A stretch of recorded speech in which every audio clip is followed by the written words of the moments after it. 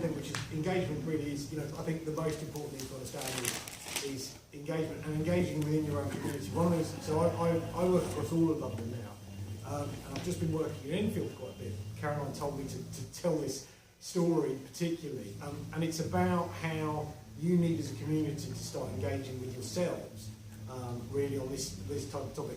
So for years in Enfield, up near the North Circular, there have been two roads, Warwick Road and Brownlow Road. Both of them are horrific rat runs that run from the kind of Bounds Green area to the North Circular. They are used by people to cut off that very congested bit, it's the corner of the North Circular. And for years, both roads have said, we can't take it, this is horrific, our road is terrible, close our road. And quite rightly, the other road have then turned around, well, if you close, so the people in Warwick are like, well, if you close Brownlow, we're screwed, we are absolutely stuck. And the people on Brownlow are busy saying, well, if you close Warwick, we're stuck. So the answer has been, I'm fingers crossed to touch wood, we were very much the first stage. But the Enfield Cycling Campaign and Claire in Enfield and I have worked on a kind of proposal. But the first thing has been to get the Warwick and the Brownlow residents to sit in a room and to realise that actually this is kind of mutually agreed suicide pact, that the only way forward is for Warwick to support Brownlow and Brownlow to support Warwick.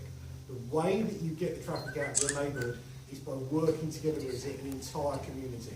The moment that you start fighting for your street over every other street, you are screwed. Because every other street, and we've seen this across London with other schemes, Loughborough Junction in south of London, London Fields in Hackney, these schemes fell apart because they offered very partial solutions to an area, and the residents outside the edge of the scheme very rightly spotted this was going on and said, well, all that's going to happen is the traffic's going to get way worse on my road, because people who are cutting through, who are rat running through, they will just shift one road over.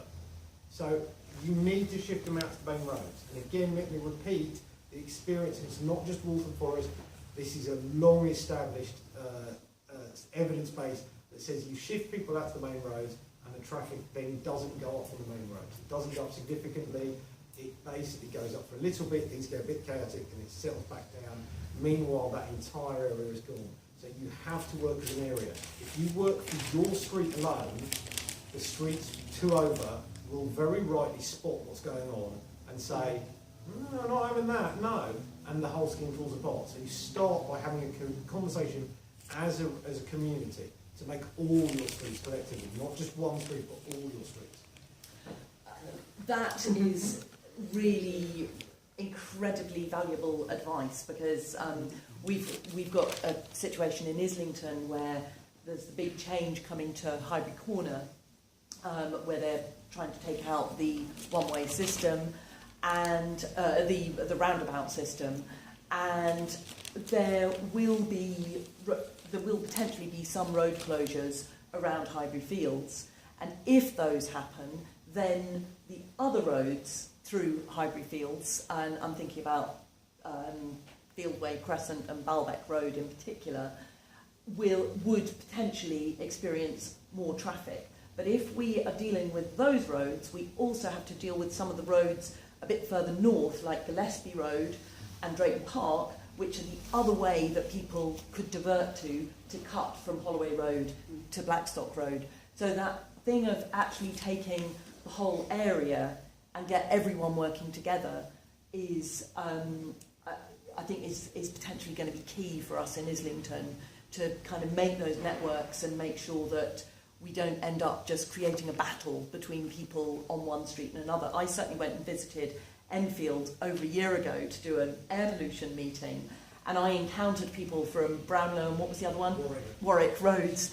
And I came away thinking, this is bonkers. You know, the residents of one road are being pitted against the residents of another road, and the politicians locally were all kind of sitting on the fence because they didn't know who to work with, and it was a question of who was shouting loudest. And so I'm really glad when Simon told me earlier this evening that they're now working together and trying to come up with an area-wide solution, because it just seemed really miserable that there were going to be such clear winners or losers when I visited them a year ago. And that just felt like a really sort of positive thing for us in Islington. I would just add to that to say that actually it's often, you may get this between council wards, because sometimes the local councillors are being pressured by people very locally to say bring in something, because it will benefit, they can say I've done this for my community, and it could throw traffic onto the next ward. So actually that's where the community links are so important, because we can work beneath those political divides and bring people together. And in fact we're doing this in a part of Camden now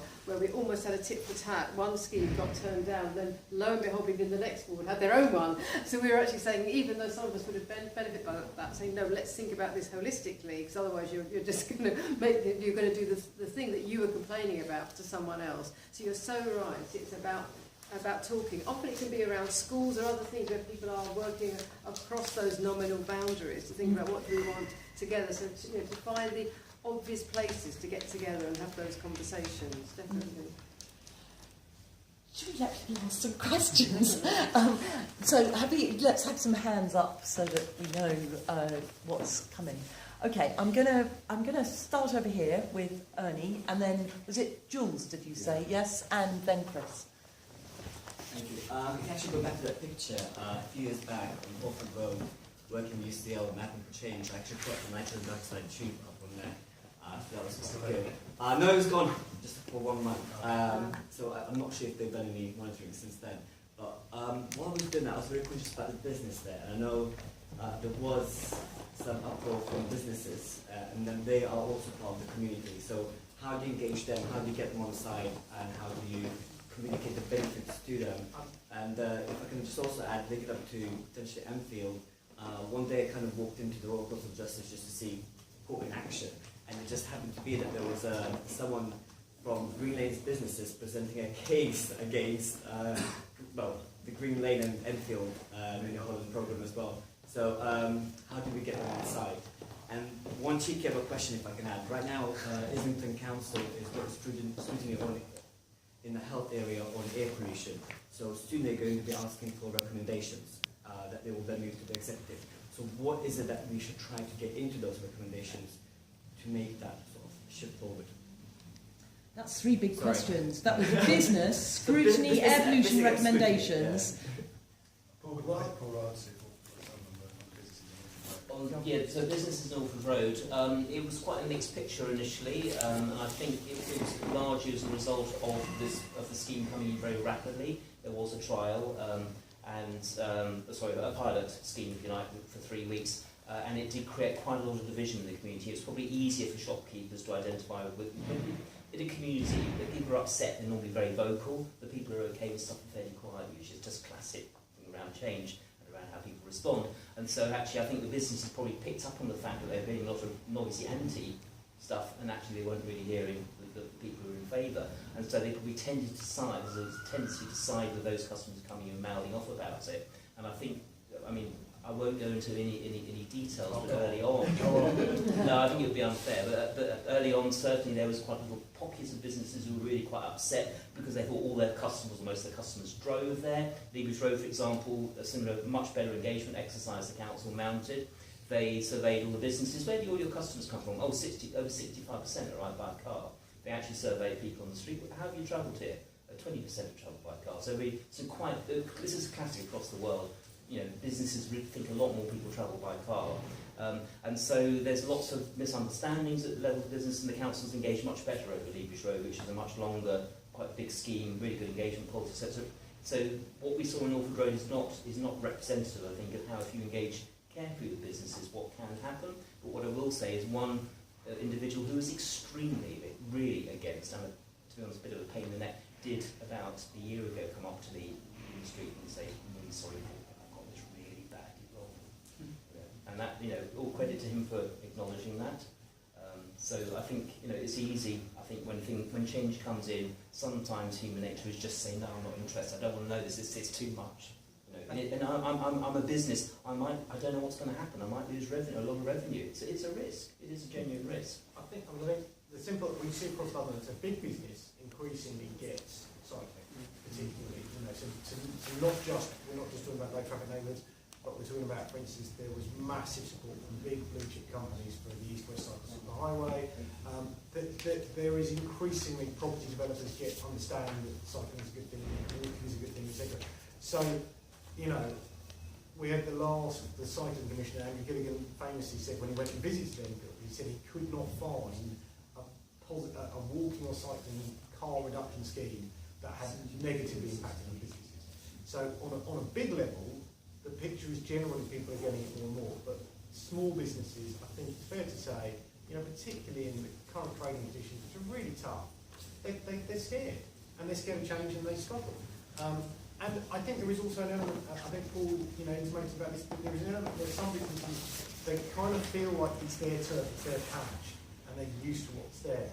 I know that, for instance, not in Green Lanesborough, in Winchmore Hill, which is part of the Green Lane scheme, there were those businesses who were very angry, and then about 2 months in, before the scheme had gone in, turned around and went, oh, well, now we understand what the scheme is. No, we really like it.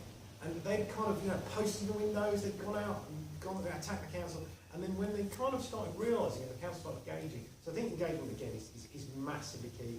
It's very fair to say, I think it would be very fair to say that Wolf Forest didn't get it right, and then partly getting it right because they literally, you know, the TfL and the mayor just said, do it now, it has to happen now.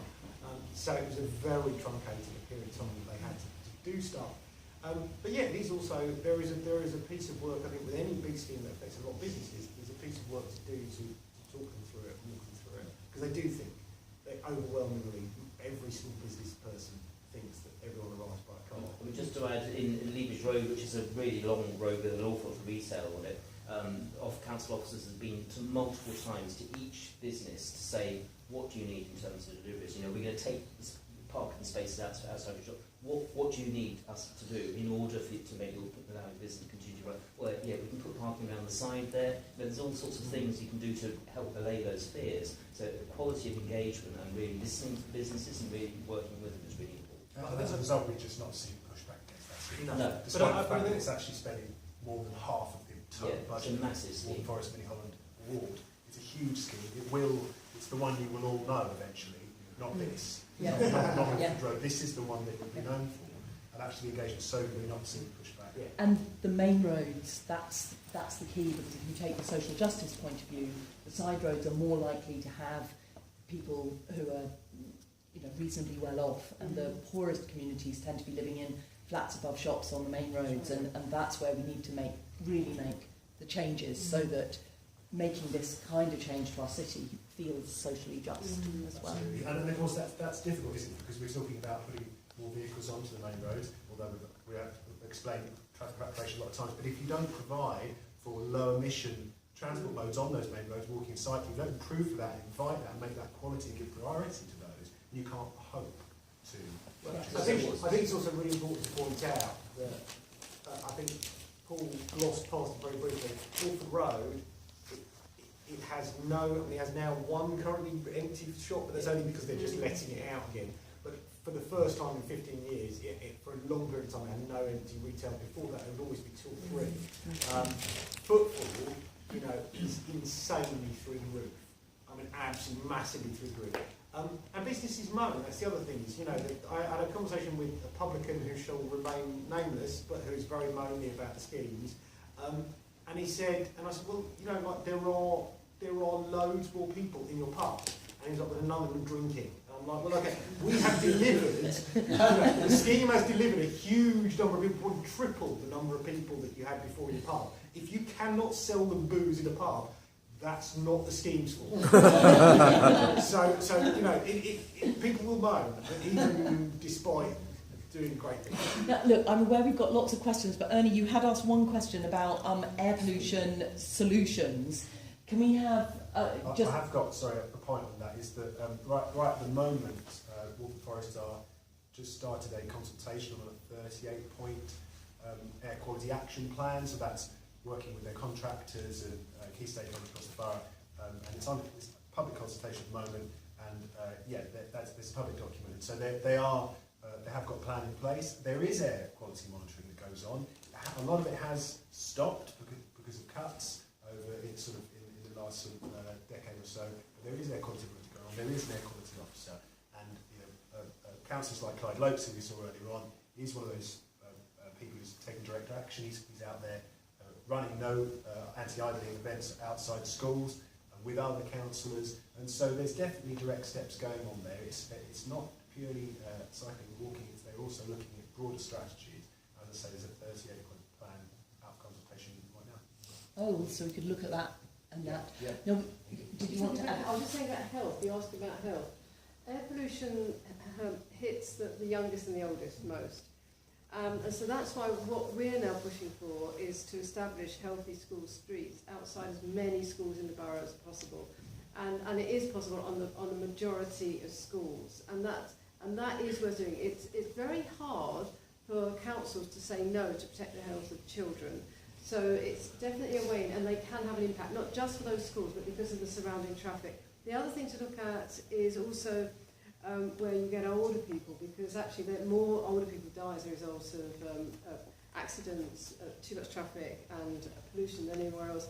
So look at where you have day centres for the elderly and things, because again, coming back to the point, unfortunately our councils tend to be quite siloed, so it's very hard to have a joined up conversation, but if you can get somebody else on your side because they're worried about certain other statistics, then it will help to bring in some of these traffic calming measures. The overall result will be fewer cars, but it will have other very specific benefits as well.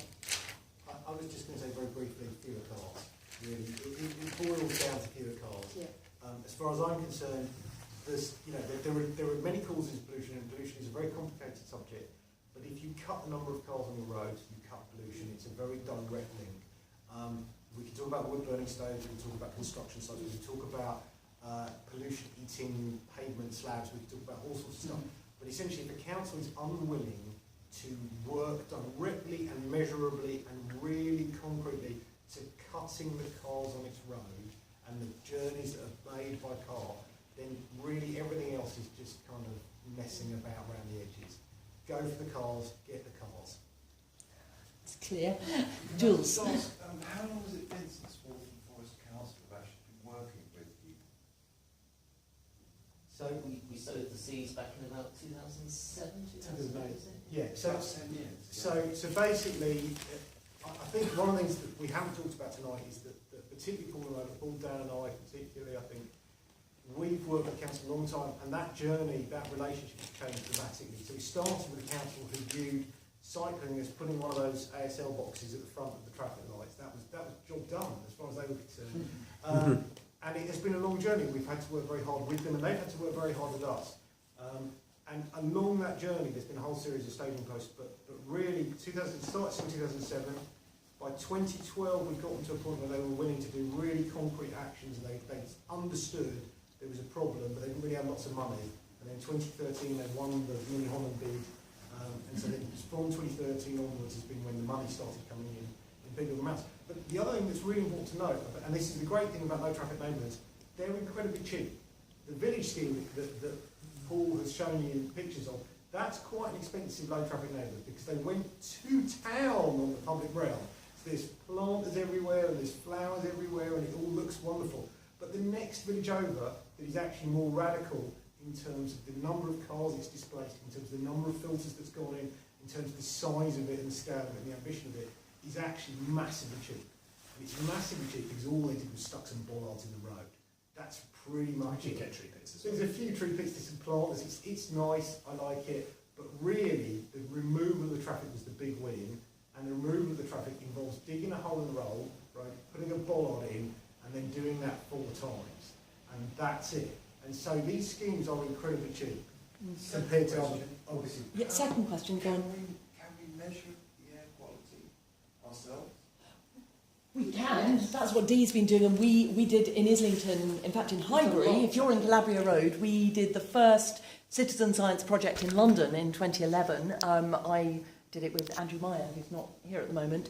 But we've been measuring. We've got a lot of citizen science data on air pollution in Highbury, and I think the key messages that come out from it are that it's very bad on the main roads, particularly where you get stationary queuing traffic, but it's also bad on the side roads where people drive through. So the cut-through roads, the rat-running roads, the ones that the sat-navs send people down, those are the roads where the pollution, even though it's a side road, can actually be as high as it is on a main road. And that's, I think, what people are just beginning to wake up to and beginning to understand. So, what's been great about having both Dee talking from the air pollution point of view and everyone talking from the Mini Holland point of view is actually the solutions to sorting out congestion, getting a fitter, more active population, and reducing the impact of air pollution. It's about a few bollards. I would add to that. The one thing I would add is actually traffic counts, because we've started to do those as well, and they're very interesting, and people quite enjoy doing them. And to have those to go along with, or even sometimes instead of your air pollution monitoring, because you've got those figures, and they can show you how the traffic varies. And usually it's the spike at morning and evening rush hour. On the whole, during the day, these roads are really livable. So that shows that that's the traffic. Not from around here, there are people driving through our neighbourhoods. So what we say is that, we do not want people driving through our neighbourhoods, because all they're leaving us is their pollution. So, traffic counts can be very useful backup as well. To do that added detail if you're having recalcitrant council officials. I've got Chris, and then I've got Sebastian. Okay, I have two questions. One is very quick, so I'll start with that one, and that's about school buses. Are there other ways that you can make it work? If you're taking the people away from allowing them to drop off, they may still park and walk if they don't want to use public transit. Are there other alternatives like electric school buses or car sharing, carpooling? There are lots of those. I mean, there is. The thing is, the underlying reason that you want children, one of the many reasons, is because it's better for them to walk. It is so much better for them. So the people are kind of split on that. Obviously, it's better to have children in one bus than lots of cars, but it's looking at why they're used and why particularly young children are being taken those distances. If it's because they have special needs or something, of course, and that yes, there are electric buses coming in. In fact, in Brighton, there's actually a public bus that's electric. So, public electric buses definitely coming in, and they're available. Similarly with cars, possible car sharing, but it's a matter of working with the schools, and most schools now are encouraged to have travel plans where they're looking at how do their children get there, and making going to school a sociable business. Can actually the equivalent of car sharing, but actually walking together. Well, so I was kind of most schools attract students from a local, that's right. Local area. But you were talking about private schools, Yeah. where they're coming from Islington to go to Hampstead. So there's a big distance there. They're not going to walk. So how do they get there? And can't those The overground. Can't It's those overground. but can't those private schools afford buses? Can't they have? Well, this is the thing, is that it's very hard to actually have those conversations, because the parents that think it's so important that or actually often it's their drivers actually driving their children's car. They actually don't particularly want them to join in another school bus with others. It really is a mindset. And we're still trying to work out, there's about one private school that wants to talk to us, that we're trying to build those conversations with, because they're in competition with each other as well. And it's a very strange, I don't want to label this, but if you've ever been around there, when you see a really great state primary, and how lively it is, and what a great place it is, and some of these private schools are in a house. They're tiny exclusive things where the parents that choose to send their children there don't want them to really mix with the wider population at all. So even a school bus is possibly not going to work. So it is for us, we think, getting as many as we can on using good public transport. And then it's going to actually, for the children, it's got to be better for them as well.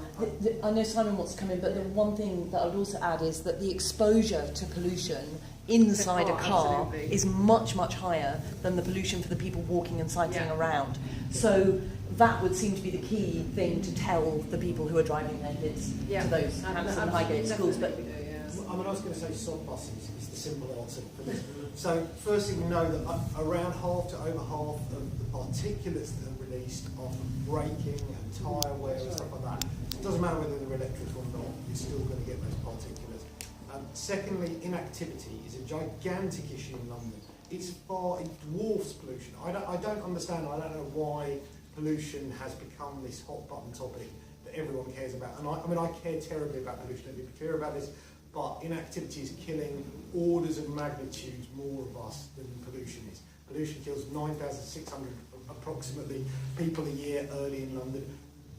inactivity is going to kill 10 times that easily. So we have a situation where kids are driven hundreds of metres to school. We have a situation where kids who live in one of the most densely transport networked cities in the planet are being driven from Highbury next to an overground station to Hampstead next to an overground station.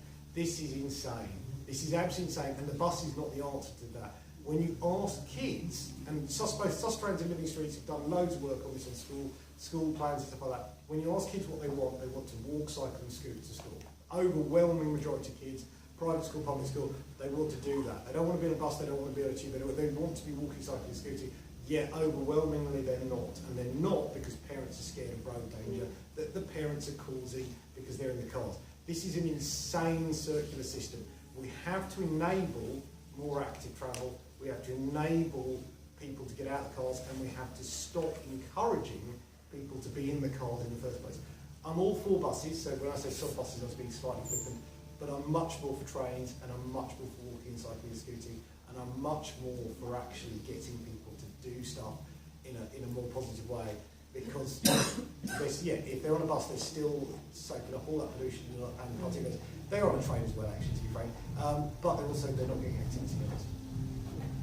I actually think it's just parents are scared to send their kids to school on their own, so they'd rather drop off themselves 80% of the time. So maybe just put a couple of carriages on the overground that's for school kids to take them up to Hampstead. Well, what we've worked on is actually about trying to build a kind of celebration day where some parents will go just to get them started. You know, if you've done it, obviously very little children, it's very hard. But if you actually make it a celebration day with some parents being at the other end and things like that, then actually the parents can have the confidence that it's going to work. So yeah, that's right. Cool. And then back to Chris for his second part of his question. The positive experience. If you live in a low traffic neighbourhood, normally you take your kids to school, and it was down the stadium this morning, you're grabbing your kids' hands tightly, you hear parents screaming, don't stop at the corner, don't, you know, all that stuff going on. Round our way, where I live, you see families walking in the middle of the road, you know, parents, kids chatting, friends, it's just there, it's just a stream of happiness and consciousness. What a fantastic way to start the day, what a change from getting angry with your child because they've actually not stopped at the junction and might have got run over or whatever. What a massive difference. It's that quality of life. If I want to add on to that, sorry for interrupting you, is that there's not actually a change in the number of people walking and cycling to school at these tiny state primary schools. They're already invariably 85-95% of people walking to school anyway. It's just the 5-10% of parents who are driving in from invariably quite short distances who are causing these debates. So actually, once you filter out those drivers driving right up to the school with either temporary closures or permanent closures like we did at our school, if those people who actually are driving a bit further away, and our school's got 2 sites, 3-class intake, and I see maybe 3 or 4 cars come. Now, there'll be one severely disabled child, there'll be another who's actually in about 2 or 3 miles away driving it, and yeah, they have to park about sort of 50 to 100 metres away and then walk down. And in that walk down, they join in with everyone else. They see their friends and they talk. They can step off the curb. They don't need to hold their hands. So actually, the behaviour change has been for a tiny minority of people. A tiny minority of people have been nudged into behaviour change. And that's what's so key here. And I think we need to talk more about what we can do and how we can set an example of what we do rather than what those others are doing. Chris, you have a question. My next bit was about the cost of these things. I was involved in my street, and I got quite a few things accomplished, but it was difficult with the council to push against them, to get them to commit. We were able to get a zebra crossing put in. We were able to get double yellow line markings on. We couldn't get trees. That was too difficult, too expensive. And we had a real split between residents and businesses. Residents wanted all these things, businesses did not. They were very reluctant. So the way to get the businesses on board was to get extra parking bays put in by just reorganizing, making it work better. So we had to really work with the business differently than we worked with residents. And we had to get enough people on the street. We had the schools supporting us. We had to get enough people on the street for the council to even consider it. And in these times when we have less money, how do we get these things paid for? livable neighbourhoods. The funding is there. You just need to persuade your The council mayor's to bid for it. put money together. So it's a question of us in Islington putting together some good community-backed schemes, and then we can help the council put a bid. But having that community underpinning will, you know, you've got to kind of get the community on board, because otherwise you're just talking, you know, with a top-down idea. And so it's a question of kind of working out, you know, how do we get, and you've said it's hard, you know, you've got residents and businesses with different interests, so it's kind of building that narrative that everyone wants the same thing. And it's also, this all comes back to engagement as well. You know, at the end of the day, you know, I've worked very heavily with campaigners in Islington on cycling, and I know some of the structural issues to do with, you know, the council and the way that it has treated cycling in the past, and it's really frustrating. And, you know, so I think you have to keep coming back to it. You know, Paul's point about being positive, constructive, trying to really work with it. So what we haven't talked about in Walter Forest, for instance, we did Movers and Shakers in 2007, 2008. We got councillors. I spent a year just badgering councillors and council officers to go out on a bike ride with me, one-on-one bike rides. And that really, I think, viscerally showed councillors what the conditions were like. I don't know what the answer is for Islington. I don't live here. You do. You know, you all know the answers to this. But you have to get your council on board. You have to bring them with you and engage with them. You have to engage the businesses and talk to them in a way that gets there. If it doesn't work the first time, go away, think about it, come back with a different approach. Keep trying, keep being It sounded to me, Chris, the story just told sounded absolutely spot on. Yeah. Absolutely spot on, mate. That's exactly what you've But got I to wanted do. some trees. It's I wanted really, I wanted a bit more. So that's Stage come back two, to that. Chris. You come back to that. Yeah, absolutely. Don't That's- stop. That's the other thing, is that inside Walter Forest Mini Holland, from the outside, you know, I talk to campaigners, cycle campaigners, active travel campaigners, community campaigners, and they kind of think we're living in utopia. And you know, and then you look at Paul, Dan and I and Susan here, we've all sat on the ground and we've gone, it's not working, I don't like this bit, it's rubbish, I hate it. You know, so you have those moments where you've had a win, you've had possibly a really massive win, but you don't see the trees. And I also wanted a bit of the street one way. Yeah, so you didn't get it this time round, but you will get it next time round because you've already taken a step and the council's taken a step with you. The other thing I would say is the money thing is a load of rubbish. Yeah. What's really visible is there are councils across the capital who are managing to prioritise community, public realm, active travel, you know, whatever. And there are other councils that are prioritising car parking, cars, car access. Yeah, that's an ideological choice by those councils for whatever reason, and they may not even have clear reasons. They may have just stumbled into that approach. But whatever's going on, there are lots of councils, increasingly large numbers of them, who can somehow manage the spare change down the back of the sofa and turn it into really good schemes. One thing quickly on trees is that we've had in one neighbourhood planters. You can get some, because often the council won't have it because they're worried about services. You can get some pretty big trees in planters. Another area is that we crowdfunded and actually got some trees. So this is... The problem is the pavement's too narrow and the street's too wide, and to get the trees you would make the street a little narrower. You need to have campaign for trees in parking bays. You need parklets. Yeah, you do. Narrow trees. No, there's enough room for the trees and the parking bays. There was, but it cost money. Okay, can I? I've got Sue and Wendy both wanting to ask something. Sebastian, do you mind if I push you back, because we haven't had any women ask questions yet, so I'm just.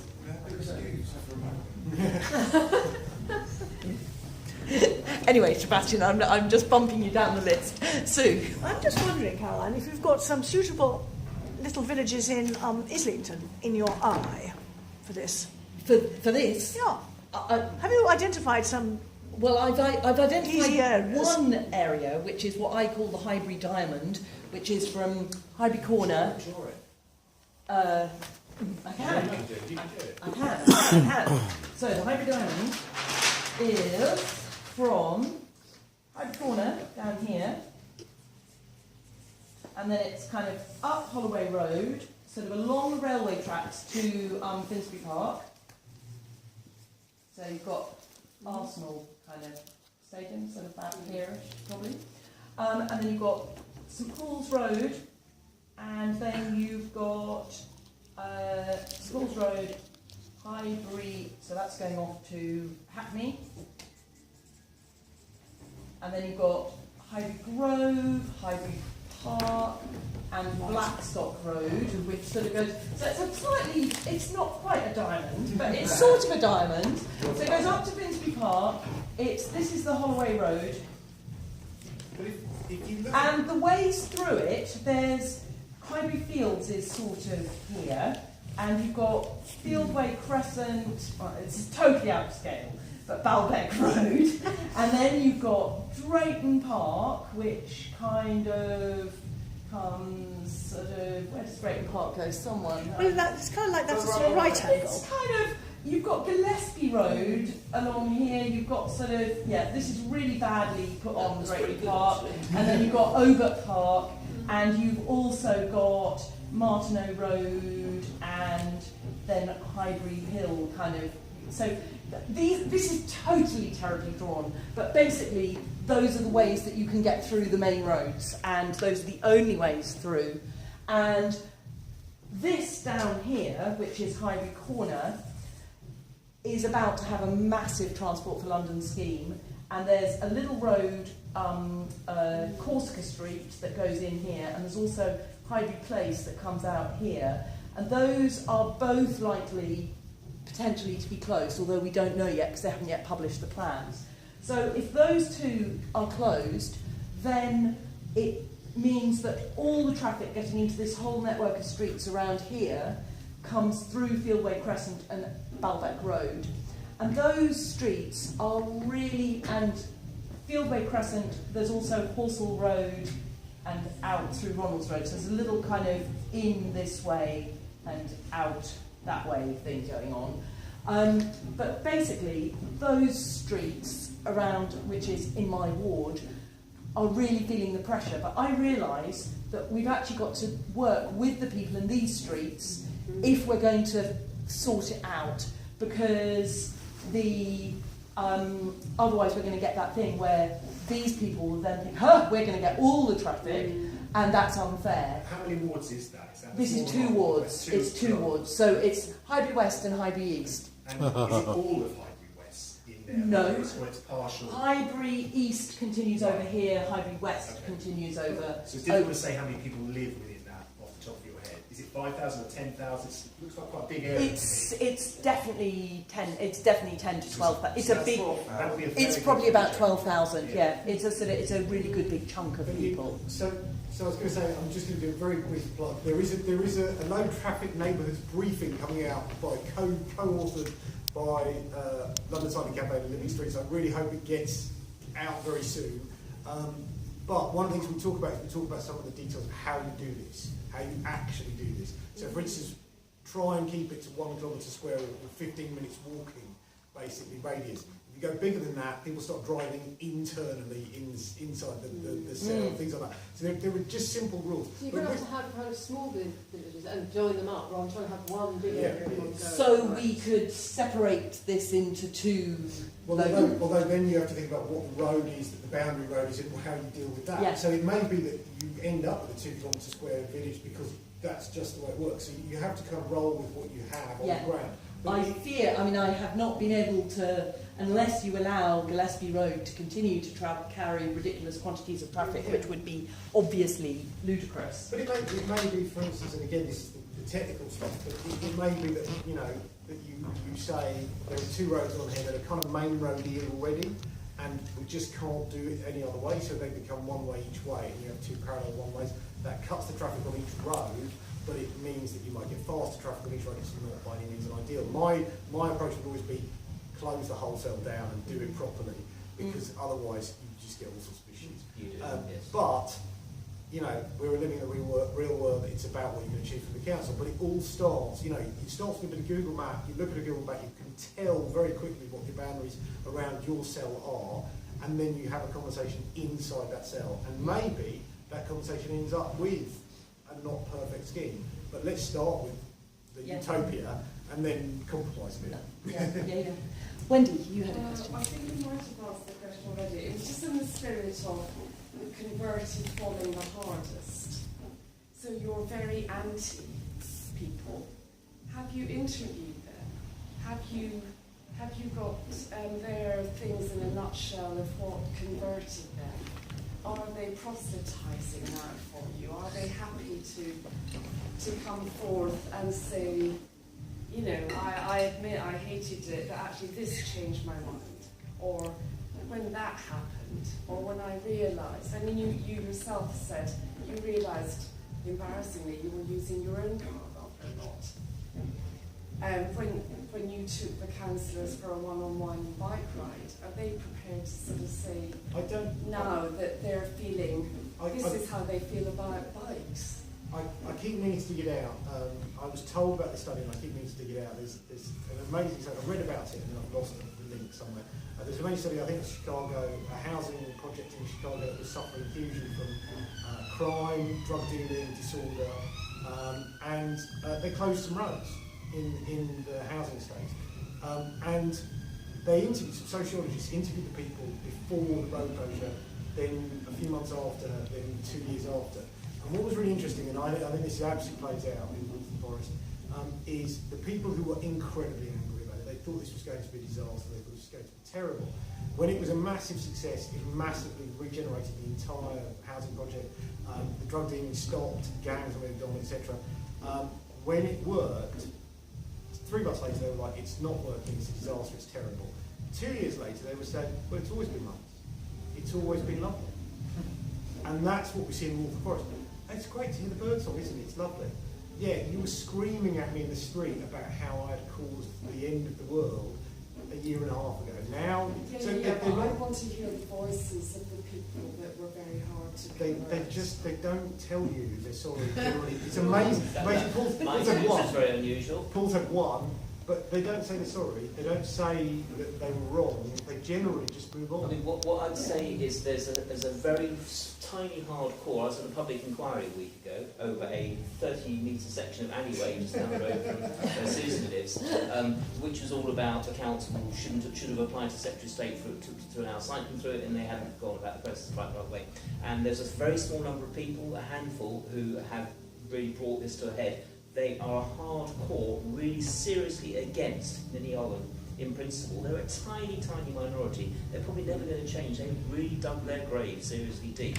They cannot do anything about that. Most people have moved on. It's history. They accept it. Some of them love it. Some of them think it's not ideal. It takes them a bit longer to drive around. But actually, overall, it's okay. Most people moved on. There's more pressing stuff in their lives. So most people really have just shifted and not really talked about it. So I have to say, a lot of those people are actually my neighbours. I know that there's nothing I can do to persuade them. So unfortunately, I'm working on the undecideds. They're not that. Some of those people would never do anything with. So I'm working on the undecideds, the people that are wavering, the people that are now saying, oh, okay, they said that all these terrible things are going to happen, and actually, look, it's nice, and there are not people lying dead in the streets, and there are, there isn't chaos or all the other Armageddon that they promised is going to happen. And I actually think if those horrible people, at the end of the day, we are on one end of the scale, and they're going to the other end. That is always going to happen. It's the grey areas and undecideds in the middle that you really have to work on. Your energy is precious, so you really don't. If you're keen to make change, you mustn't waste your time with those who will never change. Isn't it a different thing? Because I think what Wendy was saying was, the person who came up to you in the street, Paul, and said, actually, you were right, I was wrong, I got that wrong. If one person was prepared to say that on camera and to kind of be in a mini Holland environment and say, I'm a shopkeeper, I thought this was going to be disastrous, but actually it's been good for trade, it's really changed the way I feel about where I live and where I work and where I run my business. If someone were to put that on camera and be prepared to do that, that would be campaigning gold dust for the other areas of London that are going through this pain. Let's be really clear here. This stuff gets done through political will, through people prepared to lead change. And those people, their political will is generated by community cohesion and consistent messages and simple messages that you've talked about earlier on, people coming together and saying this is what we want clearly. and that political will is wavered by big protests outside town hall and that sort of thing. But after time passes and the world doesn't end, and people quietly get on with their lives and quietly like these things, the times when the politicians in the background start to really relax is at election time.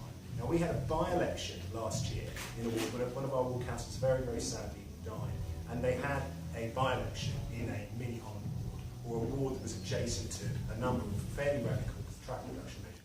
And there were candidates who tried to bring mini-home as a divisive point, and they were simply swept aside.